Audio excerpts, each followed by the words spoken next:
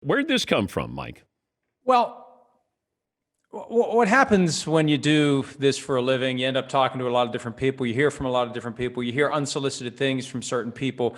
And when I start to hear something over and over again from people in different universes in that broader NFL galaxy, or it would be galaxies within the broader universe. Either way, they know who we mean. Either way, the point is, when I start hearing the same thing from different people who I believe aren't churning the same stuff, that's when I start to pay attention to it. And I was very careful in how I wrote it. This isn't something that has happened. This isn't something that will happen, but there is a growing belief that it could happen, that Deshaun Watson could say, I've had enough. I'm out. I think the head coaching hire is going to be a key piece of this because they've made it clear, Dan, and Deshaun has said this himself. They're asking his input on who the coach should be. So if they ask his input and he gives it, and they don't hire the guy that he said I'd like to work with, that would tend to alienate a franchise quarterback. And the one thing that fascinates me, yesterday Shefty reported that Eric Bieniemy has already interviewed for the other 5 head coaching openings, and he's not going to be interviewed by the Texans. How in the hell do you not at least interview the guy who's at the top of everyone's list? I'm with you because I want to glean some information from Eric Bieniemy of what Kansas City thinks about my team. And I mentioned this last hour, this interviewing process, it's a fact-finding mission for a lot of these teams because they'll go to Joe Brady and go, Joe, what do you think of the Falcons? You faced them a couple of times. Tell us.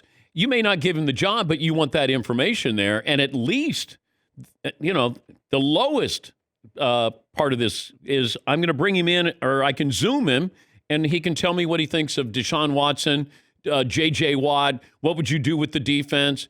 Wide receivers, Will Fuller. Like, those are the things you want out of these guys.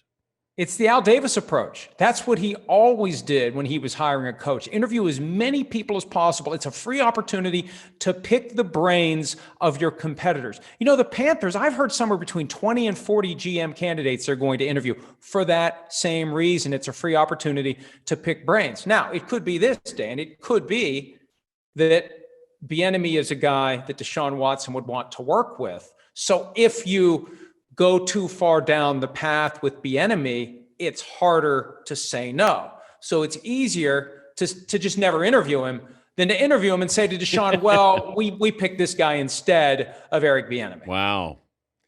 I'm trying to wrap my brain around that one, that you're not going to bring him in, because if you do bring him in and then you don't hire him, is Deshaun going to be more upset if you don't bring him in at all, or you bring him in and then you don't give him the job? Is that what you're saying, Mike? Well, right, and this assumes that Bieniemy is a guy for whom Deshaun Watson would be stumping. But when you look at what Bieniemy has done with Patrick Mahomes the past couple of years, a guy who was drafted 2 spots before Watson, and if I'm Deshaun Watson, I'm looking at Patrick Mahomes, I'm looking at Josh Allen, I'm looking at these other young quarterbacks and saying, I'm as good as them. Yeah. If I was in Kansas City, we'd be the 1 seed in the AFC. If I was in Buffalo, we'd be on the brink of taking the franchise to places it hasn't been in decades.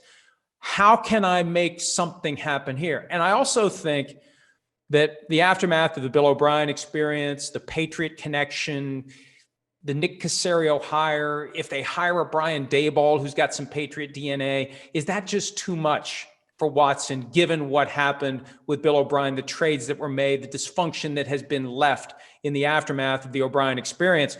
Again, I'm not saying it's going to happen. And maybe he's extra next level and he's just letting it be known that he's thinking about it as that shot across the bow to get the Texans to take his preference seriously. It could all work out very well, but it's out there. And it's a subject of conversation. And I can't imagine that teams wouldn't be lined up out the door if there was an opportunity to get Deshaun Watson.